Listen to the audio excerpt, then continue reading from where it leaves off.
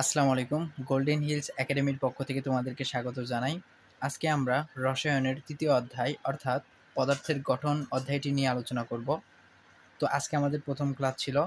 পদার্থের গঠন অধ্যায়ে মূলত পদার্থের গঠন নিয়ে আলোচনা করা হবে। শুরুতে আমাদেরকে জানতে হবে পদার্থ জিনিসটা কি। এটা যদিও পরীক্ষাতে আসবে না তোমাদের। পদার্থ হলো আমাদের চারপাশে আমরা যা কিছু দেখতে পাই সেটাই হলো পদার্থ।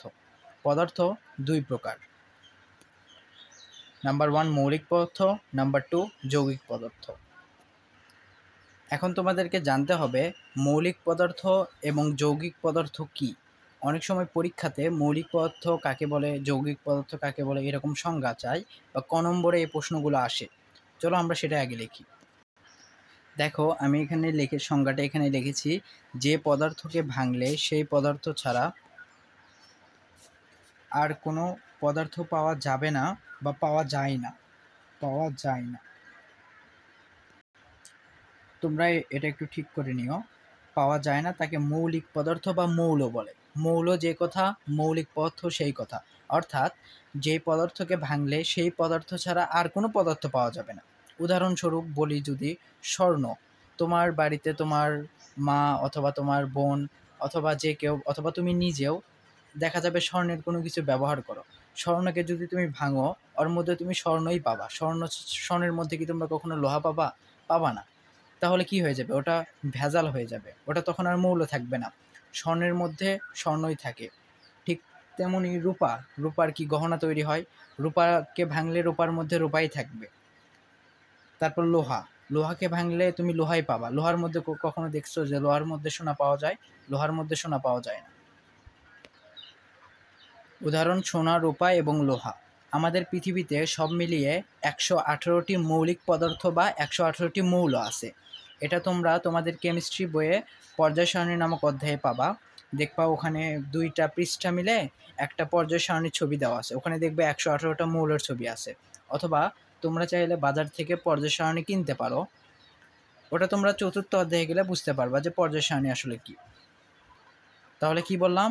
মৌলিক পদার্থ বা মৌল পৃথিবীতে আছে হলো 118টা। এ পর্যন্ত আবিষ্কার হয়েছে 118টা। ওকে, আমি লিখলাম মৌল 118টি। মানে এই 118টি যে মৌল আছে এই পদার্থগুলোকে ভাঙলে অন্য কোনো পদার্থ পাওয়া যায় না। এই 118টির মধ্যে সোনা, রূপা, লোহা এই 3টাও আছে। এর মধ্যে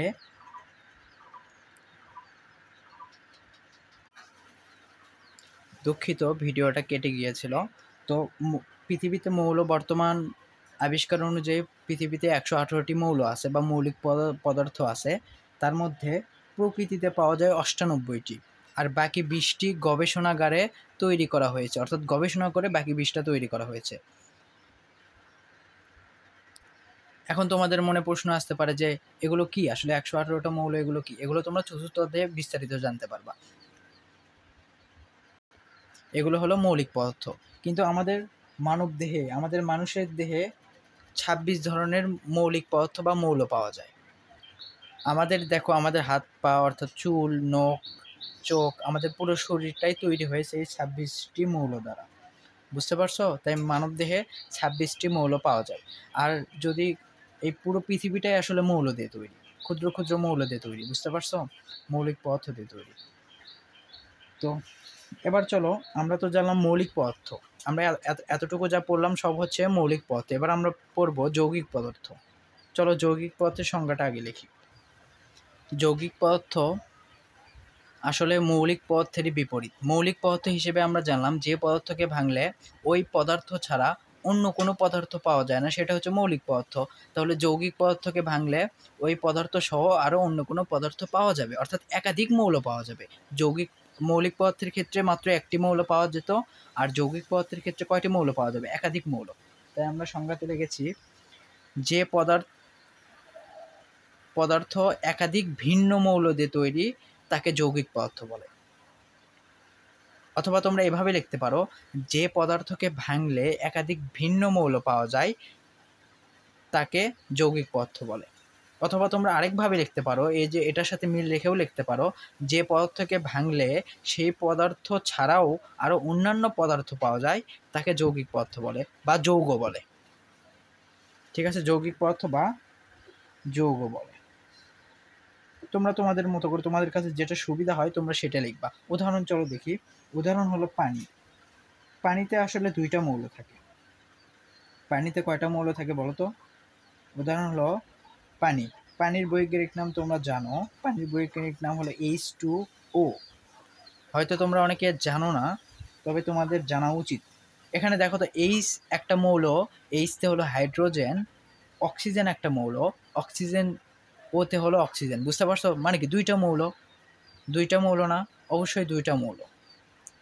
আর স্বর্ণ, এই যে দেখো এখানে আমরা স্বর্ণ লিখছিলাম না? স্বর্ণের প্রতীক কি জানো? স্বর্ণের প্রতীককে আসলে ইউতে প্রকাশ করা হয়। এগুলো তোমাদের লেখার দরকার নেই, তবে তোমরা চাইলে লিখতে পারো। লোহাকে Fe দ্বারা প্রকাশ করা হয়। এইরকম দেখো, এখানে একটা না, একটা ইউ, Fe একটা, আর এখানে কি H2O, মানে কি দুইটা, একটা এইচ আর একটা হচ্ছে অক্সিজেন। বুঝতে পারছো? মানে কি দুইটা। এখানে আসলে কি কি মৌল আছে? একটা আছে হলো হাইড্রোজেন।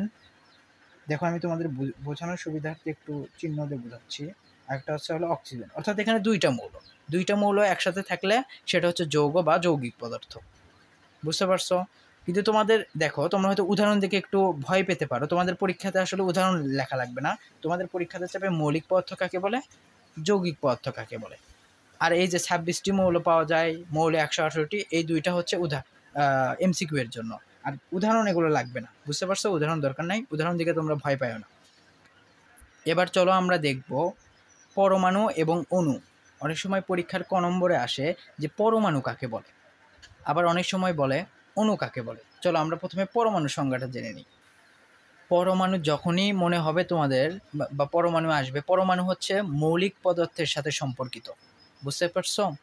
পরমাণু হলো মৌলিক পদার্থের সাথে সম্পর্কিত, বা এর সংজ্ঞাটা এরকম ভাবে লিখবা যে পরমাণু হলো মৌলিক পদার্থের ক্ষুদ্রতম কণা, যার মধ্যে মৌলিক পদার্থের গুণাগুণ থাকে। চলো আমি এটা লিখে দিই। পরমাণু হলো,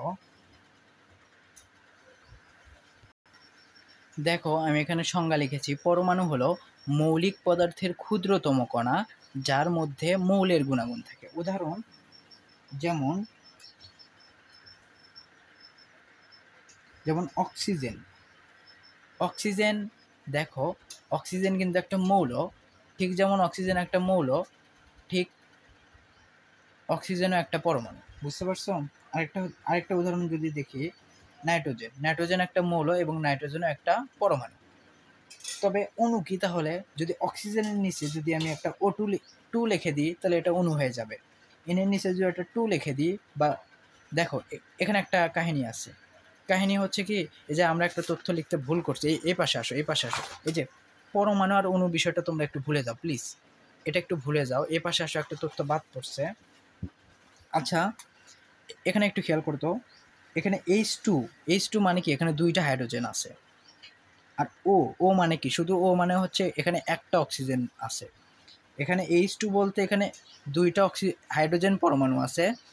আর ও মানে হচ্ছে এখানে শুধু একটা অক্সিজেন পরমাণু আছে, বা একটা অক্সিজেন আছে, দুইটা হাইড্রোজেন আছে। তাহলে পানিতে, এটা একটু লিখে রাখো তুমি একটু কষ্ট করে।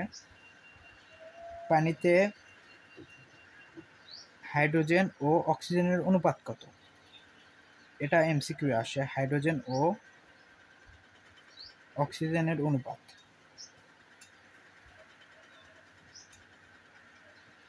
অক্সিজেনের অনুপাত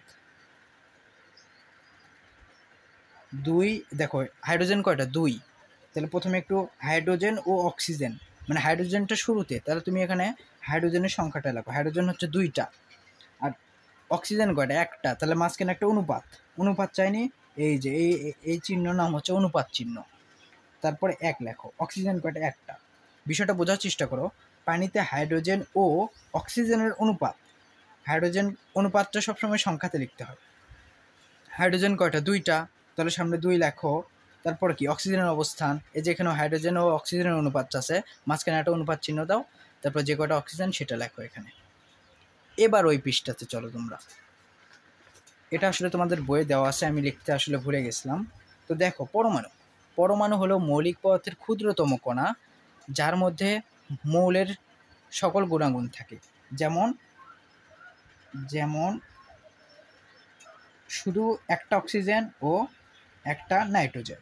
এবার চলো অণু বিষয়টা তোমাদেরকে বুঝাই। দেখো এখন তোমাদের উদাহরণগুলো নিয়ে তোমাদের একটু কনফিউশন তৈরি হতে পারে। উদাহরণ তোমরা এখন বাদ দাও, উদাহরণ তোমরা এখন ভুলে যাও, লাগবে না। পরমাণু কাকে বলে এতটুকু হলে যথেষ্ট। এবার চলো অণু সংজ্ঞাটা একটু লিখি। অণু সংজ্ঞাটা হলো দুই বা দুইয়ের অধিক পরমাণু মিলে, এগুলো কিন্তু পরমাণু, এগুলো কিন্তু এক একটা পরমাণু। দুই বা দুইয়ের অধিক পরমাণু মিলে যে রাসায়নিক বন্ধনের মাধ্যমে যুক্ত থাকে তাকে অণু বলে। চলো সংজ্ঞাটা আগে লিখি, তারপরে আমি উদাহরণ দিচ্ছি তোমাদেরকে। দেখো আমি এখানে লিখেছি দুই বা দুইয়ের অধিক, বা মানে তিনটাও হতে পারে, চারটাও হতে পারে, কিন্তু দুইয়ের কম হওয়া যাবে না। একটা হলে তো সেটা পরমাণু হয়ে যাবে। দুই বা দুইয়ের অধিক পরমাণু মানে যেমন ধরো অক্সিজেন আর নাইট্রোজেন মিলে যদি একটা বন্ধন গঠন করে বা একত্রে থাকে, তখন তাকে আমরা কি বলবো? তখন আমরা অণু বলবো, তখন আমরা পরমাণু বলবো না। দুই বা দুইয়ের অধিক পরমাণু ও রাসায়নিক বন্ধনের মাধ্যমে যুক্ত থাকলে তাকে অণু বলে। তোমাদের মনে এখন প্রশ্ন আসতে পারে যে রাসায়নিক বন্ধন কি? রাসায়নিক বন্ধন মানে হচ্ছে লেগে থাকা, বুঝতে পারছো? রসায়নের ভাষায় এটাকে বলে লেগে থাকা, একসাথে জোড়া লাগা। উদাহরণ দেখি চলো। উদাহরণ,